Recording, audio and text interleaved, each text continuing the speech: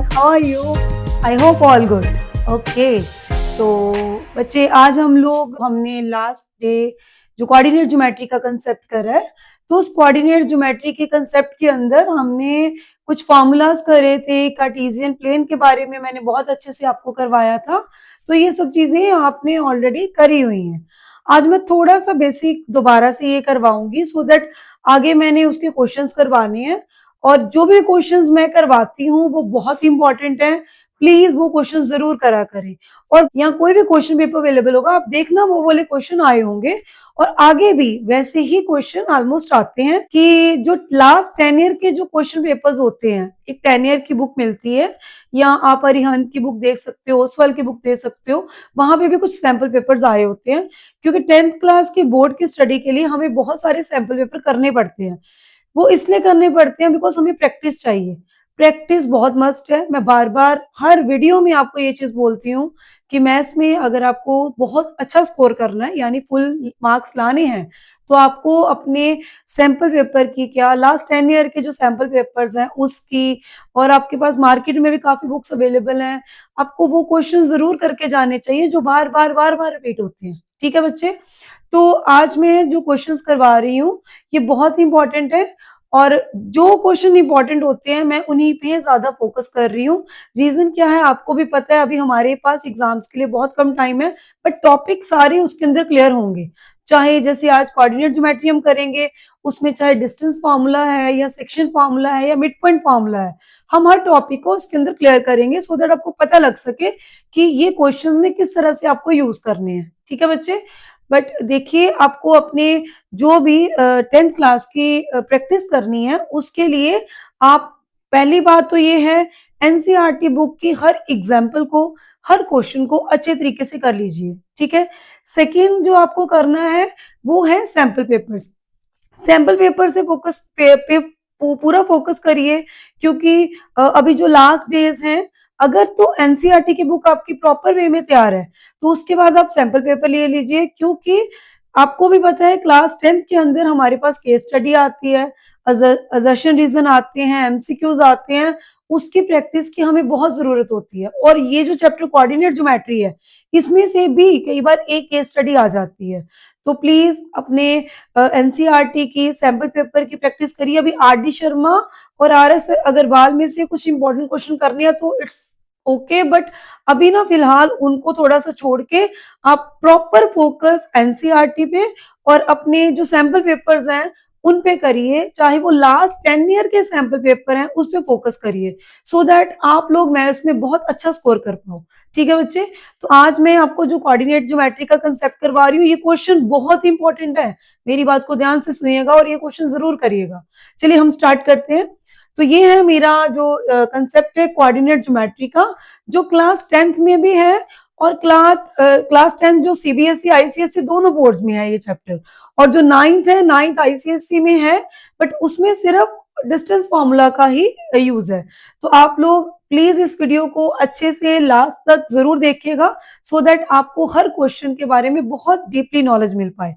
तो चलिए हम स्टार्ट करते हैं।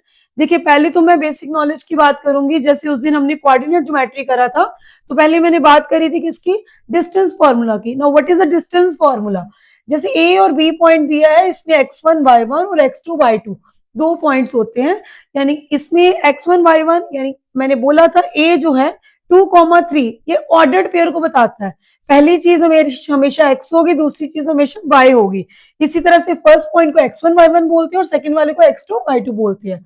तो फॉर्मूला क्या कहता है, अगर मुझे यहां से यहां तक का डिस्टेंस पता करना है तो फॉर्मूला है A B equal to under root x2 minus x1 का whole square plus y2 minus y1 का होल स्क्वायर। और मैंने आपको उस दिन बताया था कि आप x1 माइनस x2 का whole square plus y1 minus y2 का होल स्क्वायर का अंडर रूट भी कर सकते हो, कोई दिक्कत वाली बात नहीं है, दोनों ही फॉर्मूला सही है। अगर उसके बाद हम बात करते हैं सेक्शन फॉर्मूला की, सेक्शन फॉर्मूला का यूज हम कब करते हैं, सेक्शन फॉर्मूला का यूज मोस्ट प्रोबेबली हम लोग रेशियोज में करते हैं। जैसे कोई रेशियो दी हुई है 2:3, 4:5, ऐसे कोई रेशियो दी है, उसके लिए हम लोग सेक्शन फॉर्मूला का यूज करते हैं। और हमें निकालना क्या होता है, ये जो एक्स और वाई होते हैं इसके points bye using the section formula निकालना है। अब हमने क्या माना, m1 जो m2 second ratio m1 first ratio, m1 को x2 से मल्टीप्लाई कर दो x के लिए, और m2 को x1 से मल्टीप्लाई कर दो किससे, x के लिए, और नीचे क्या लिखना है m1 प्लस m2। और y के लिए आपने क्या करना है, जब y निकालना तो ऑब्वियस सी बात है कि मैं y के पॉइंट लेने हैं, जैसे m1 को y2 के साथ और m1 को किसके साथ लेना, y1 के साथ। तो फॉर्मूला क्या बन जाएगा, y equal to m1 y2 plus m2 y1 over m1 plus m2। अगली बात हमारी आ जाती है मिड पॉइंट फॉर्मूला की। मिड पॉइंट यानी कि मिड में जो फॉर्मूला होता है यानी उसकी रेशियो सेम होगी 1:1। तो अगर आपको x निकालना तो अगर 1 से मल्टीप्लाई x2 को करोगे तो 1 से मल्टीप्लाई x1 को करोगे तो x1 प्लस x2 ही बनेगा। तो इसलिए x के लिए formula x1 plus x2.2, y के लिए y1 प्लस y2.2। एक और फॉर्मूला है जिसका नाम है centroid of triangle ABC. Centroid of triangle ABC का मतलब यह है कि हमें एक ट्राइंगल दिया होगा, उसके 3 वर्टिसेस आपको पता है क्या होते हैं, ए बी सी, उसके पॉइंट्स दिए होंगे। जैसे ये देखिए, ये क्या है, आपका एक ट्राइंगल है, ठीक है बच्चे। और यहाँ पे मैंने एक पॉइंट दे दिया, ये बी पॉइंट दे दिया और सी पॉइंट दिया। ए के पॉइंट को आप x1 y1 बोल दोगे, पी के पॉइंट को x2 y2 बोल दोगे, सी के पॉइंट को आप x3 y3 बोल दोगे।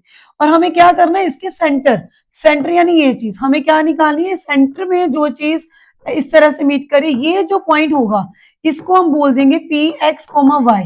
और इसके पॉइंट को निकालने का जो फॉर्मूला x को वो x1 plus x2 plus x3.3 और y के लिए y1 plus y2 plus y3.3। तो ये थे हमारे कोऑर्डिनेट ज्योमेट्री के इंपॉर्टेंट फॉर्मूलाज, जिसके अकॉर्डिंगली जिसका यूज करके आप इनके क्वेश्चंस को बहुत इजीली कर सकते हो। तो हम स्टार्ट करते हैं क्वेश्चंस, ठीक है बच्चे। तो हमारा जो फर्स्ट क्वेश्चन है वो क्या है, check whether 5, -2, 6, 4, 7, -2 are the vertices of a isosceles triangle.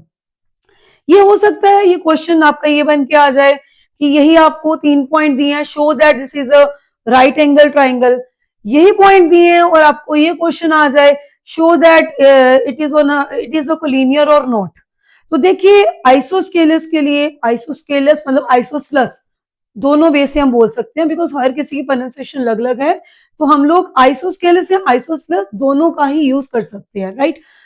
अब इसमें जो पॉइंट्स हैं इनका कोई भी नाम आप दे दोगे, जैसे ए नाम दे दिया इसको, इसको आपने बी नाम दे दिया, इसको आपने सी नाम दे दिया। हमें आइसोस्केलस अगर किसी चीज को बताना है तो हम कैसे बताते हैं, आइसोस्केलस वो होता है जिसकी 2 साइडें इक्वल होती है और तीसरी साइड अनइक्वल होती है, उसको हम आइसोस्केलस ट्राइंगल बोलते हैं। और राइट एंगल ट्राइंगल को आपको पता ही है कि 90 डिग्री एंगल होना जरूरी है उसके अंदर। और अगर हम कोलिनियर की बात करते हैं तो उसमें क्या होता है कि 2 साइडों के डिस्टेंस का जो प्लस है, जैसे ए बी और बी सी दोनों को प्लस करके वो सी ए के इक्वल अगर आता है तो वो पॉइंट ऑफ कोलिनियरिटी को शो करता है, वो कोलिनियर पॉइंट है। अदरवाइज वो 3 पॉइंट कोलिनियर को शो नहीं करते हैं। तो क्वेश्चन यही है, पॉइंट्स यही 3 दिए हैं और क्वेश्चन को किस तरीके से करना है मैं आपको डिस्टेंस फॉर्मूला से करवाऊंगी। तो क्या करेंगे हम लोग, मैं पहले ए बी का डिस्टेंस निकाल लूंगी, फिर मैं बी सी का निकाल दूंगी, फिर मैं सी ए का, तीनों का distance by using the distance formula निकालूंगी। तो डिस्टेंस फॉर्मूला आपको पता ही है क्या होता है बच्चे, x2 माइनस x1 का whole square plus y2 minus y1 का होल स्क्वायर। तो मैं इस केस में इसको x1 मान लेती हूँ, इसको y1 मान लेती हूँ, इसको x2 मान लेती हूँ, इसको y2 मान लेती हूँ। तो उसके अकॉर्डिंग कर लेती हूँ। तो 6 माइनस 5 का होल स्क्वायर, मैं बार बार फॉर्मूला नहीं लिख रही हूँ, मैं डायरेक्ट कर रही हूँ। पर आप लोगों के एग्जाम में जब क्वेश्चन आएगा तो आपने डिस्टेंस फॉर्मूला का अगर क्वेश्चन है तो आपने वहां डिस्टेंस फॉर्मूला एक बार जरूर लिख के आना है। आप यहाँ पे साइड पे लिख सकते हो, जैसे मैं यहाँ लिख देती हूँ डिस्टेंस फॉर्मूला लिख के, ठीक है। और यहाँ पे मैं इसको शो कर देती हूँ कैसे, जैसे वैसे नॉर्मल मैंने क्या बोला था, x2 माइनस x1 का whole square plus y2 minus y1 का होल स्क्वायर। इससे क्या होता है कि समटाइम क्या होता है आपके क्वेश्चन में कोई मिस्टेक भी हुई हो ना थोड़ी बहुत, तो फॉर्मूला लिखा हो तो टीचर एक आध मार्क्स दे ही देता है, ठीक है। तो कोई बात नहीं, आप गलती मत करना, बहुत ध्यान से क्वेश्चंस को करना ताकि आपकी कैलकुलेशन मिस्टेक बहुत कम हो, होनी ही नहीं चाहिए पहले तो, ठीक है। तो क्या करेंगे, 6 माइनस 5 का होल स्क्वायर प्लस 4 माइनस, अब देखो यहाँ पे माइनस है तो माइनस माइनस क्या बन जाएगा, प्लस बन जाएगा। क्लियर है बेटा। तो अब मैं यहाँ पे इसको सॉल्व कर देती हूँ, तो मैं इसको भी रब कर रही हूँ। तो क्या बन जाएगा, 6 माइनस 5 1 होता है, तो 1 का square it is also 1। And 4 plus 2 क्या होता है 6, 6 का स्क्वायर क्या हो जाएगा 36। तो ये क्या बन गया √37। क्लियर है? आप इसको यूनिट्स लिख सकते हो, ठीक है, नहीं तो कोई बात नहीं, यूनिट्स लिख सकते हो। अब आपने क्या निकाला BC, यानी B और C के लिए आपको पता है, इसको आप x1 मान लोगे, इसको आप x2 मान लोगे, इसको y1 मान लोगे, इसको y2, तो सेम वैसे चलोगे 7 माइनस 6 का होल स्क्वायर और -2 माइनस 4 का होल स्क्वायर, क्योंकि -2 फिर इसका -4 आएगा। तो क्या करेंगे हम लोग यहाँ पे 7 माइनस 6 का, यहाँ आ गया 1, 1 का स्क्वायर क्या हो जाएगा 1 हो जाएगा, -2 -4 माइनस क्या होता है 6 होता है, -6 का स्क्वायर क्या होता है आपका 36। तो ये भी आपके पास कितना आ गया √37 आ गया। इसको भी आप यूनिट्स में लिख सकते हो। नेक्स्ट है CA का मतलब C और A से C भी बोल सकते हो, C से A भी बोल सकते हो, क्योंकि मैंने जब डिस्टेंस फॉर्मूला करवाया था मैंने पहले ही बोला था √x2 माइनस x1 का होल स्क्वायर भी लिख सकते हो और x1 माइनस x2 का होल स्क्वायर भी लिख सकते हो। तो हम यहाँ पे CA जब निकालेंगे तो हम क्या लिखेंगे 7 माइनस 5 का होल स्क्वायर, 7 माइनस 5 का होल स्क्वायर लिख दो, चाहे आप A to C लिख दो, कोई दिक्कत वाली बात नहीं है।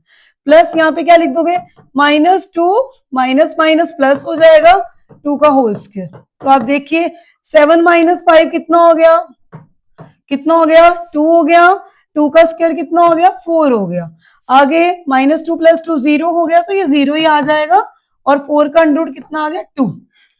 क्लियर है सबको? अब आप इस क्वेश्चन को देख सकते हैं, AB आपके पास और BC ये दो साइड्स आपके पास इक्वल है, और जो CA है वो उसके इक्वल नहीं है।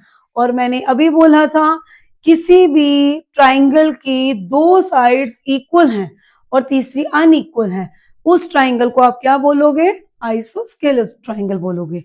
तो आई थिंक सबको समझ में आ गया होगा। तो हम क्या बोलेंगे इसको हम बोल सकते हैं कि क्या आ जाएगा triangle ABC is an isosceles triangle.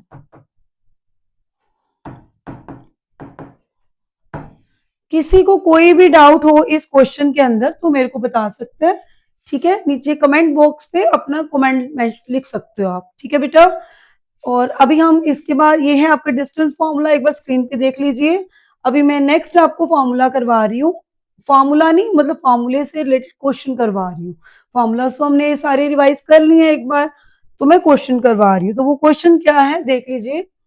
If 1, 2, 4y, x, 6, 3, 5 are the vertices of a parallelogram, तो क्या होता है कि बहुत सारे जो बच्चे होते हैं उनको पहले तो ये पैरेललोग्राम, ये रेक्टेंगल, ये स्क्वायर, इसके बारे में पता ही नहीं होता कि वो क्या चीज है ना। व्हाट इज अ पैरेललोग्राम आपको पता होना चाहिए। पैरेललोग्राम वो होता है, पैरेललोग्राम इज ऑल्सो क्वाड्रिलेटरल, है ना, 4 साइडेड फिगर को क्वाड्रिलेटर बोलते हैं। पता आपको इस चीज के बारे में तो पता ही होगा, क्वाड्रिलेटर 4 साइडेड ट्राइंगल यानी 3 साइडेड फिगर। और जो आपका क्वाड्रिलेटर है, जो आपका पैरेललोग्राम है, इसकी ऑपोजिट साइड जो होती हैं वो इक्वल होती हैं। हमें ए बी जो है वो लाइक अगर मैं यहाँ पे ये पैरेललोग्राम बना के बता देती हूँ, ऐसे आपको पता नहीं लगेगा। तो ये ए है, ये बी है, ए बी और सी और ई डी ये आपस में क्या है, ये दोनों के दोनों क्या होती हैं पैरेलल होती हैं, और ये ऑपोजिट साइड हमारी पैरेलल तो है ही है, एज वेल एज ये दोनों आपस में इक्वल भी होती हैं, है ना। और इसके जो मैंने इसको ना नाम दे देती हूँ, इसको ए नाम देती हूँ, इसको बी दे देती हूँ, इसको सी और इसको डी दे देती हूँ। अब इसके पॉइंट लिख दो, जैसे मैंने यहाँ लिख दिया 1,2 और यहाँ पे मैंने क्या लिख दिया 4,y, जो भी पॉइंट्स गिवन है आपके पास, x,6 दे दिया, और ये क्या आपके पास 3,5। उसने कहा कि ये ऑलरेडी पैरेललोग्राम है, यानी opposite sides are equal and parallel also, and opposite angle are also equal. ये भी हमें इस चीज के बारे में पता है अगर हमें पैरेललोग्राम का पता है। और इसके जो डायगोनल होते हैं वो क्या करते हैं बाइसेक्ट ईच अदर। तो हम लिख सकते हैं यहाँ पे डायगोनल्स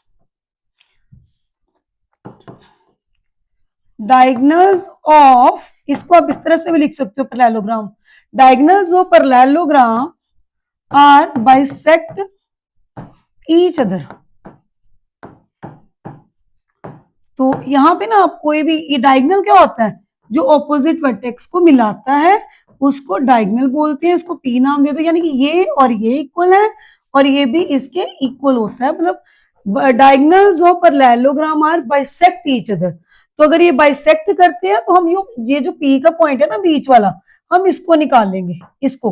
तो इसको अगर कोई भी एक लाइन दी है उसमें से मिड, अगर ये बाइसेक्ट है, ये एपी पीसी के इक्वल है और बीपी जो है बीडी के पीडी के इक्वल है, तो इसका मतलब हमें यहाँ पे क्या निकालना है, मिड पॉइंट। क्योंकि यहाँ पे हम अगर हम निकालते हैं वो डिस्टेंस फॉर्मूला, तो वो तो हमने इसका डिस्टेंस बता दिया, अब इसके डिस्टेंस थोड़ा आपस में इक्वल है।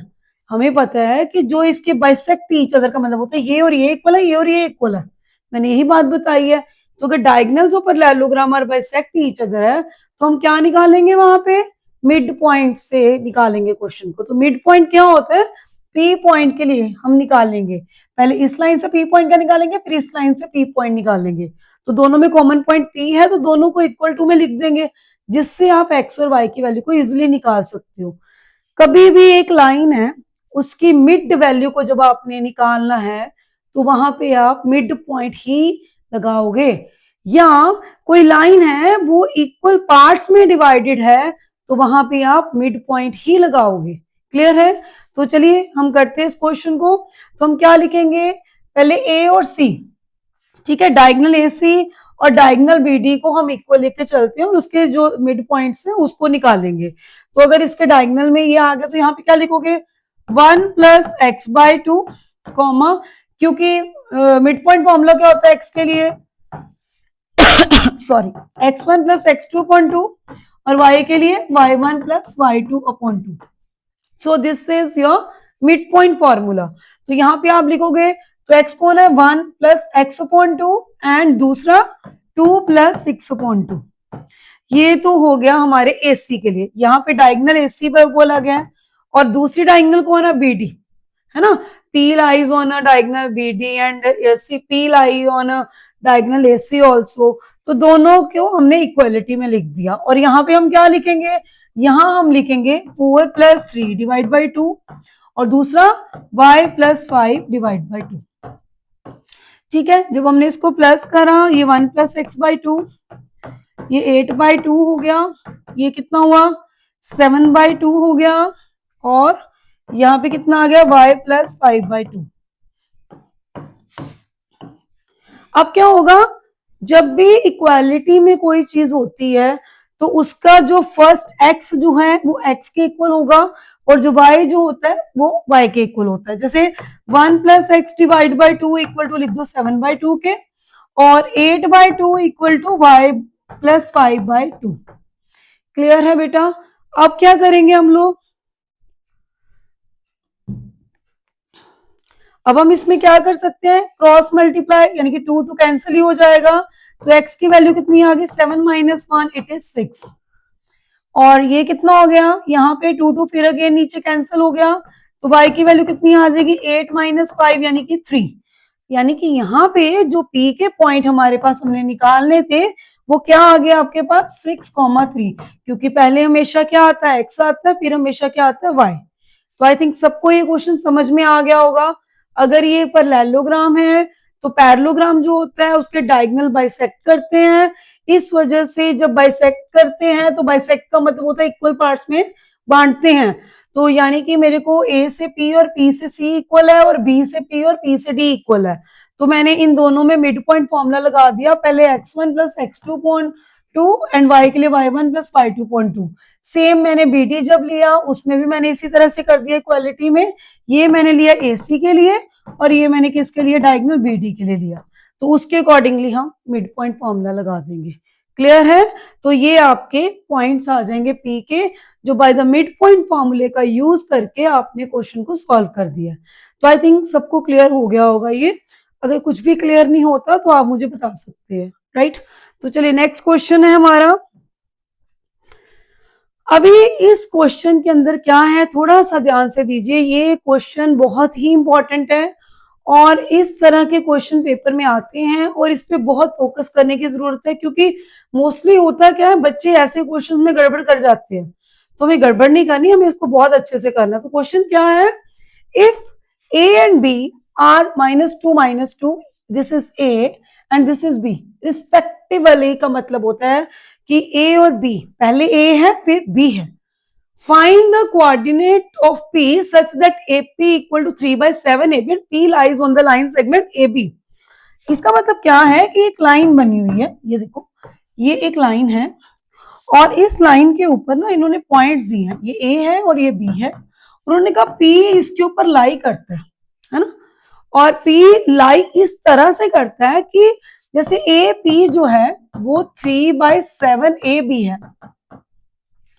इसका मतलब क्या है कि अगर मैं इसको AB के नीचे, अगर मैं AB लाइन है उसके नीचे AP को ले आऊं और इसको उधर ले जाओ तो वो 7/3 बन जाएगा, है ना. ऐसा ही होगा कि यहाँ इस तरह से कर सकते हो. अगर आपको ऐसे नहीं करना तो आप AP के नीचे चाहे AB ले आओ, कोई दिक्कत वाली बात नहीं है. तो वो कितना बन गया 3/7. इसका मतलब ये हुआ कि जो AB लाइन है, यानी ये जो पूरा AB में लाइन, थोड़ा कलर चेंज कर लेती हूँ आपको पता लग जाए. ये जो AB लाइन है ना, ये पूरी की पूरी, ये आपको 7 दी हुई है, पूरी 7 दी हुई है. और जो A से P है ये आपको क्या दिया हुआ, 3 दिया हुआ. तो बच्चे क्या करते हैं मोस्टली, जो मैंने चेकिंग भी करी और जो मैं वॉच करती हूँ कहाँ प्रॉब्लम आती है, बच्चे इसको 3:7 लेके ना क्वेश्चन को सॉल्व कर देते हैं. अरे थोड़ा सा समझो, ए बी पूरी लाइन है, P उसके ऊपर लाई कर रहा है, तो इसका मतलब जो AB पूरी लाइन है ना वो 7 है. तो अगर A से P 3 हुआ तो P से B कितना होगा, ये तो देखो AB अगर हमारे पास 7 है तो मेरा AP प्लस PB अगर मैं मिलाती हूँ तभी वो AB बनता है. ऐसे ही होता ना. तो अगर मेरे को यहां से PB की वैल्यू निकालनी है तो AP मेरे पास कितना है, 3 है और ये 7 है, तो मेरे पास PB कितना हो जाएगा, 7 - 3 कितना हो गया, 4 आ गया. यानी कि जो PB है वो मेरे पास कितना है, 4 है. तो इस तरह से ये जो लाइन है ना ये 3:4 में डिवाइड है. आई थिंक ये चीज समझ में तो आई होगी. ए क्या है आपके पॉइंट, जैसे -2, लिख लेते हैं, और बी क्या पॉइंट है 2, -4 लिख देते हैं. अरे पी के पॉइंट तो मुझे निकालने हैं, वो पॉइंट है क्या. तो ये जो सब मैंने करा इसलिए करा ताकि मैं आपको बता पाऊं 3:4 आ गया. अच्छा, अब मैंने एक चीज और बताई थी, जब कोई चीज रेशियोज में होती है तो कौन सा फॉर्मूला लगता है, सेक्शन फॉर्मूला. कौन सा formula, section formula. Now what is a section formula, आपको पता है सेक्शन फॉर्मूला हमने अभी पीछे पढ़ा. क्या था वो, x के लिए क्या था, ये क्या हो गया m1, ये क्या हो गया, ये क्या होता है m1, ये क्या हो गया m2, ये क्या हो गया x1, ये क्या हो गया y1, और ये क्या हो गया x2 और ये क्या हो गया y2.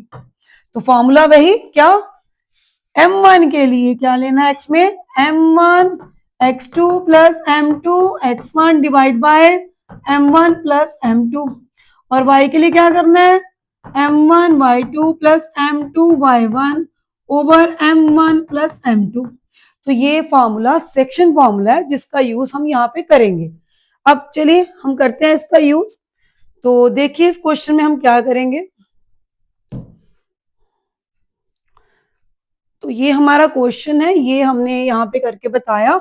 हर चीज को ना क्वेश्चन में मेंशन जरूर करा करें ताकि जो भी आपकी चेकिंग करे उनको मौका ही ना मिल पाए आपके नंबर काटने का. वो हर क्वेश्चन मतलब हर जो भी आपने लिखा हुआ है उसको ध्यान से देख पाए और उनको ये समझ में आ जाए कि यार बच्चे ने बहुत ही अच्छे से ये क्वेश्चन को अटेम्प्ट करा है. तो जब भी आप लोगों को कोई भी क्वेश्चन एग्जाम्स के दौरान अटेम्प्ट करना है तो उस क्वेश्चन को उस क्वेश्चन के एक एक स्टेप को आपने बहुत ध्यान से करना है ताकि आपके टीचर आपका एक भी मार्क्स ना काट पाए. तो क्या करेंगे हम लोग, फॉर्मूला जरूर हर क्वेश्चन में फॉर्मूला जरूर मेंशन करना. हाँ, एक प्रॉब्लम आती है, अरे मैम टाइम तो होता ही नहीं है, तो फिर हम क्या करें, आप क्या करिए, आप अपने पेपर को, आप कोई भी सैंपल पेपर लेके उसको सॉल्व करना स्टार्ट करिए और एक टारगेट बनाइए कि मुझे ये सैंपल पेपर 3 घंटे के बजाय 2 घंटे में सॉल्व करना है. अगर वो आप 2 आवर्स में उस सैंपल पेपर को सॉल्व कर पाते हो तब भी आपके पास 1 आवर बचेगा. और वो फर्स्ट अटेम्प्ट में नहीं कर पाओगे, वो आपको बार बार अटेम्प्ट करना पड़ेगा. और जितनी ज्यादा आप इसमें अटेम्प्ट करोगे ना इस सैंपल पेपर को, उतने ज्यादा आपकी स्पीड इंक्रीज होगी और एग्जाम में क्या होगा, आप फटाफट से एग्जाम्स को अटेम्प्ट कर पाओगे। एक रूल है एग्जाम्स को अटेम्प्ट करने का, वो बहुत अच्छा रूल है। मैं ना अपने बच्चों को, जैसे जिनको मैं पढ़ाती हूँ, उनको बहुत इस बारे में पता है कि शिवानी मैम ऐसा बोलते हैं। मैं उनको बोलती हूँ कभी भी अपने क्वेश्चन पेपर को ना आपके सामने आ जाता ना, तो पहले जब भी पेपर आपके सामने आए उसको पहले तो आंखें बंद करके ना आराम से बैठ जाइए। जब जैसे भी पेपर डिस्ट्रीब्यूट होने होते हैं उसके पहले 10-15 मिनट शांति से बैठना, आप लोगों को कुछ नहीं करना, कोई किसी से बात नहीं करने की जरूरत, कुछ नहीं करना। और उसके बाद जब आपको पेपर मिल जाए तो आपने क्या करना है, आपने अगर तो आपकी स्पीड बहुत ज्यादा है तो आप एमसीक्यू से स्टार्टिंग कर सकते हैं। और अगर आपकी स्पीड, आपको लग रहा है कि आपका पेपर छूट ना जाए या कहीं कोई प्रॉब्लम ना हो जाए, तो आप हमेशा पहले बड़े क्वेश्चन से स्टार्ट करिएगा। अगर बड़े क्वेश्चन से स्टार्ट करिएगा करिएगा तो क्या होता है कि एमसीक्यू में क्या होता है कि हमें बहुत ज्यादा टाइम लग जाता है समटाइम, क्योंकि एमसीक्यूज की प्रैक्टिस भी हमें ज्यादा से ज्यादा करनी पड़ती है, तो उसके लिए हमें टाइम चाहिए होता है। तो आप लोगों ने क्या करना है, पहले बड़े क्वेश्चंस को अटेम्प्ट करना है, फिर छोटे क्वेश्चंस को अटेम्प्ट कर लिए, ये आपके ऊपर डिपेंड करता है। अगर आपकी स्पीड एमसीक्यूज को पहले करने की है तो बड़े क्वेश्चन आप बाद में कर लीजिएगा, ये आपके ऊपर है। और जो मैं आपको बात बता रही थी ना कि मैं ऐसे बच्चों को बताती हूँ, वो क्या है, अपने पेपर को ना कभी भी पहले पूरा नहीं पढ़ना, ये याद रखिएगा। क्योंकि जब भी हम पेपर को पहले पूरा पढ़ लेते हैं ना, या तो बहुत ओवर कॉन्फिडेंट हो जाते हैं, या तो जो हमें आता है हमें वो भी भूल जाता है। अभी हम लोग मतलब हमें इतना कॉन्फिडेंस आ जाता है कि यार हम लिखते जाते हैं क्वेश्चन को, और एंड में आके हमारा क्वेश्चन क्या हो जाता है, हम वहीं अड़ जाते हैं, हमें पता ही नहीं लगता यार, मतलब इतना ओवर हम हो चुके हैं। और समटाइम तो क्या होता है कि हमें पूरी ये होता है कि यार पेपर फर्स्ट क्वेश्चन नहीं पढ़ा, बहुत डिफिकल्ट है, सेकंड पढ़ा, बहुत डिफिकल्ट है, और जो हमें आता है वो भी भूल जाता है। आप क्वेश्चन को बड़े आराम से कूल माइंड से करते जाइए, करते जाइए, करते जाइए। और लास्ट में अपने पास घड़ी जरूर पहन के जाना, और लास्ट में अपने पास आधा घंटा बचाना। आधा घंटा क्यों बचाना हम लोगों को, ताकि जो हमारा बच गया है, यानी कि जो कुछ कोई क्वेश्चन हमारा बच जाए या कहीं हम मिस्टेक कर लेते हैं, हम उस क्वेश्चन को बहुत ध्यान से देख पाए। क्योंकि मैथ्स में हमेशा कैलकुलेशन मिस्टेक हो जाती है, कोशिश करना उसको हमने नहीं करना है, हमने बहुत ध्यान से उस पेपर को अटेम्प्ट करना है। ठीक है, तो चलिए हम सेक्शन फॉर्मूला का एक क्वेश्चन करते हैं। तो इसके अंदर क्या है, जैसे ए पी और पी पी है, 3:4 दिया हुआ है, मुझे पहले क्या निकालना है, मुझे एक्स पॉइंट निकालना है पी का।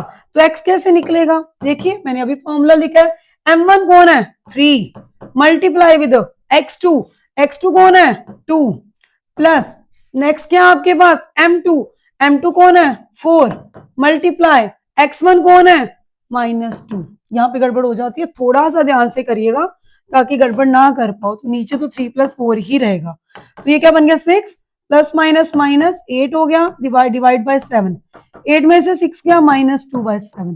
क्लियर है, ये आ गया x। y कैसे निकालोगे आप, सेम वही चीज, m1 क्या है आपके पास 3 मल्टीप्लाई y2 क्या है आपके पास -4 प्लस क्या आ जाएगा हमारे पास m2, m2 क्या आपके पास 4 मल्टीप्लाई y1 क्या आपके पास -2। थोड़ा सा कैलकुलेशन को ध्यान से देख लीजिएगा, कोई गड़बड़ ना हो जाए, तो इसलिए बहुत ध्यान से इन चीजों को आपने करना है। तो ये क्या आ गया आपके पास -12, यहाँ पे कितना आ गया 4 2 का 8 -8 ओवर कितना आ गया 7। ठीक है, 12 एंड 8 कितने होते हैं 20, तो ये कितना आ गया -20/7। इस तरह से हमारे जो पी के पॉइंट आए -2/7 आ गए, और क्या आ गया -20/7। So this is your answer. तो ये था हमारा सेक्शन फॉर्मूला। आज हमने जो क्वेश्चन करे हैं वो तीनों मेथड से करे हैं, तो प्लीज तीनों फार्मूला से करे हैं। These are not methods, these are formulas. Formulas की हेल्प से हमने क्वेश्चंस को आज करा है। और भी एक दो क्वेश्चंस हैं जो बहुत ही इंपॉर्टेंट है, जैसे सर्कल वाला एक क्वेश्चन है आपकी बुक में होगा, डायामीटर गिवन होगा, एक वो क्वेश्चन बहुत इंपॉर्टेंट है आपके बुक में, वो जरूर करिएगा। और एक है ट्राइसेक्ट वाला क्वेश्चन, ट्राइसेक्ट वाला क्वेश्चन जो इसमें है वो भी एनसीईआरटी में कोऑर्डिनेट ज्योमेट्री में है, वो भी आप लोगों ने जरूर करना है। So thank you very much. Please like, subscribe and share my channel and comment also. Comment जरूर करा करें ताकि मुझे पता लग पाए कि आप लोगों को मेरे वीडियोस कैसे लग रहे हैं, आपको मेरा पढ़ाया हुआ समझ में आ रहा है। So thank you very much. Bye bye.